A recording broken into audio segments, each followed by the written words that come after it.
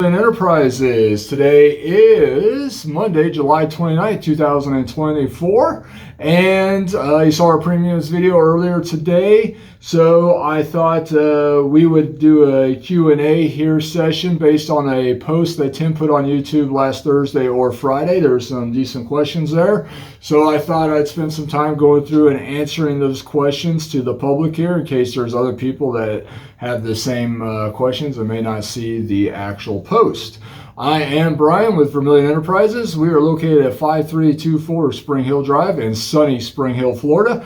We buy and sell gold, silver, and platinum coins and bullion. I also buy gold jewelry. I buy gold coins, gold bullion, and we buy silver flatware, tea sets, platters, all that good stuff, along with silver coins and bullion, bars, rounds, and the like.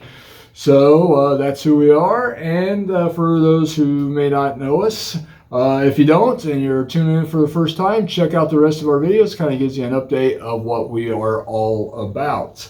If I haven't said it, we are open Monday through Friday, 9 a.m. to 4, and Saturdays, 9 a.m. to 2 p.m. So let's dig in here and answer some questions. Let's see. Terawatt Year asked, when you make purchases by mail, will you pay with greenbacks cash if requested to? So there are a large group of customers of ours who are mailing in their gold, silver, and platinum coins and bullion, and also their gold jewelry and their sterling silver flatware and their tea sets, that type of thing. And so we're secondhand dealers, so we can buy all that kind of material here in the state of Florida. When people do, first thing I want to say is when people do send us in secondhand goods like jewelry or tea sets or whatever, they do need to include a copy of their driver's license or state ID card. We got to have that per the secondhand dealer requirements here in the state of Florida. So just keep that in mind. When we do make purchases through the mail like that, it is paid in one of three ways. One is just we snail mail a business check out. Two is we can send you an e-check. And for example, a gentleman, we received a package from a gentleman, I think it was on Saturday. He included 6 10-ounce bars in his package. We had that processed, and he requested an e-check, and we sent him over an e-check. That process from the time that we signed for the package here until we sent that e-check was about 2 hours. So, I mean, that's how fast that is. Now, a lot of our people that send, our customers that send in product don't want paid. They want, well, they do want paid. But they don't want paid in money. They want paid in stackable bullion. So we can do that too. So if we have a gentleman that sends in sterling silver, hollowware from time to time, and he usually wants to change that out for gold eagles. And so that's something that we do all the time for people as well. Back to the original question, no, we do not pay with cash for mail-in purchases. It will be either reimbursed by check, e-check, or stackable bullion, your choice. But no, we do not send cash. So next question, Knight ANDG asked, what's the proper way to ask your LCS how much premium they charge over spot on each tube? LCS, if you're not aware, stands for local coin shop, or it could be local card shop if you're into baseball cards. So what's the proper way to ask your LCS how much premium they charge over spot on each tube is the question. I don't think there's any proper way to ask. I think you just ask them. Be like, hey, what are you charging over on rounds, or what are you charging over on silver eagles? I don't think there's really a set way of asking that. The other thing too is just when you go in, know what the cost of a tube of rounds are at spot and see what the overage is, and then you can just do the quick math in your head. Oh, it looks like he's charging me 2 over or 1 over, whatever. But there's not any way to ask. I would just be polite about it. That would be my only suggestion there. So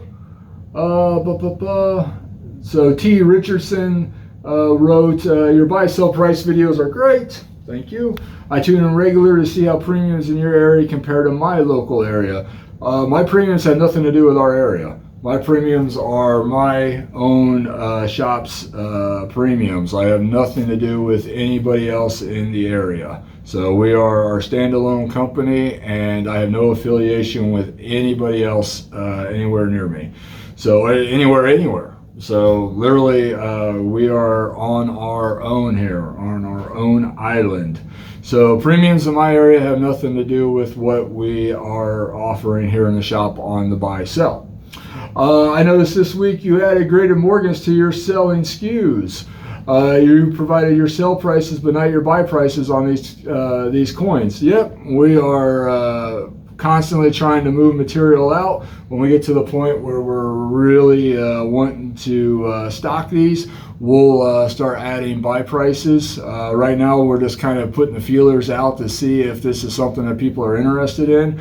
Unfortunately, we've been doing this for about a week, trying to sell MS63, 64, and 65 Morgans at wholesale rates here on the channel, and we've sold one. So we'll probably give it another week. If the action doesn't pick on that, we're just going to deep six them as a SKU altogether, because as of right now, the public doesn't seem to be interested in them. So we'll keep that in mind, and we'll move forward with that. But keep up the great work, he says. We appreciate that, and we're going to keep cranking out content for you. Alan Hall 80 asks, it would be nice to hear when Brian makes personal purchases for his stack. Is he open to sharing what he does? I don't have a personal stack. I am, Brian Vermillion is Vermillion Enterprises. Vermillion Enterprises is Brian Vermillion. So what the store has is mine. I stack, or I shouldn't say stack, I stock what is in the store, what I think people are most apt to trade. What I would always say on a personal level, one is we're not financial advisors, so let me put that out there real quick. But I am a firm believer, and I'll say it that way, in owning gold and silver eagles, maybe platinum eagles too. I am, and you guys and gals who have been watching us for a while probably have picked up on that based on what our premiums videos, where we have basically a bunch of U.S. issued coins and bullion out for sale. We of course sell generic also, but I don't focus on the foreign gold and silver for a couple reasons. The main reason is that 1099Bs. I don't want to ever have to sell something that puts me in a tax situation. U.S. gold coins, U.S. silver coins, U.S. platinum coins are 100% exempt from ever having to file a 1099B on a transaction at any level. You can sell me one gold eagle, you can sell me 1,000 gold eagles, you can sell me 10,000 gold eagles. It will never trigger a Form 1099B, which goes to the IRS as a tax schedule. Now you start talking about Krugerrands and Maple Leafs, that all changes. It can trigger forms, nothing that I want to be involved with on a personal level, so I stay away from it. That's why you see us constantly pushing silver and gold eagles, gold buffaloes, because that material is exempt, at least for the time being, from triggering those kind of reporting requirements. So that is, on a personal level, that is what I always, I guess, push for here in the shop. The other reason why I tend not to like foreign gold and silver is because often when it comes out, especially a lot of the stuff that comes out of Asia, Mexico, a lot of the Australian stuff, oftentimes has a premium attached to it that I don't agree with. And also understand that when you go to sell those types of products, you often don't get anywhere near that premium recovered. So that's why I like to stick with the Eagles, because the premiums are pretty set. Although the Mint did announce that they were raising their price by 10 cents to the AP last week, to the APs. APs are authorized purchasers from the Mint. So they are going up 10 cents per ounce over cost, which in the scheme of things is nothing. But it does add to the overall cost. So I think that covers it. I like U.S. gold and silver, folks. Let's see. Okay, here you go. Creek Runner 2078 asks, I try to watch all the videos. We appreciate that, Creek Runner. And I've never heard mention of 10th ounce foreign gold coins mentioned like Phillies. It means Philharmonics, for instance. Just wondering what the spread would be. So yeah, we don't sell, or let me rephrase this. We don't stock foreign gold here in the shop. The 1/10 ounce gold is, it's going to be under the $500 mark, which we have to collect sales tax for. So if someone comes into my shop and buys a 1/10 ounce foreign gold, let's say a 1/10 ounce Philharmonic coin, I have to collect 6.5% sales tax on top of the purchase price, state law. So I don't do it. I don't sell them here in the shop at any kind of regular volume. Occasionally we have a onesie twosie type thing, but you usually end up going to the refinery to get melted. So we stock 1/10 ounce gold eagles, 1/4 ounce gold eagles, 1/2 ounce gold eagles, and you see our spreads on those. Those are exempt from me having to collect sales tax here in the state of Florida, so that's why we stock those. Again, it all comes back to a tax basis when it comes to making decisions on buying and selling gold and silver bullion here in the state of Florida. So yes, if we sell bullion, coins, let me rephrase that. If we sell anything that's not U.S. coin related in a way of bullion or coins, we have to collect 6.5% sales tax here in the state of Florida. That can be gold, that can be silver, that can be platinum or palladium. So it's triggered. It triggers that sales tax threshold, and I'm just not interested in charging somebody else an extra 6.5% on top of their bullion products, because then it becomes like, well, it's not worth doing. So that's why we stick with the U.S. gold. Let's see here. Mentioned. Yep. Someone asked, what was the name of the butcher on the Brady Bunch? You remember, Tim? No. I think it was Sam. I'm not 100% sure on that, but I believe so. Someone else asked, what do you stack? I just covered that. Hold Fast Joe asked, when will you buy coffee beans and have Tim roast and grind them fresh for you instead of Starbucks? Well, Starbucks is too fast, folks. And having workers stop working to process coffee is not in the best interest of the bottom line. Grabbing a $3.46 cup of coffee from Starbucks is a lot more cost effective. So we're going to keep doing that. Dr. Jack 144 asked, does he think, he mean me, I guess, the stock market and metals really compete with each other? Never really thought of it that way. I think, no, I don't think so. I think in the past, historically, as one went up, the other went down in value, but we have seen that since COVID not to be the case anymore. Or can they complement each other? I think, speaking of silver directly, I think silver's price is a reaction to the stock market. I think gold is more independent, but obviously there is some interrelationship there. Gold's more, the price of gold is more driven by demand of the central banks, whereas silver is a paper market and is usually manipulated by what is going on in the market. So if the big banks get hit, they have a financial crunch, they'll often sell their paper stock of silver, which drives the price of silver down, but at the same time stocks are going down. So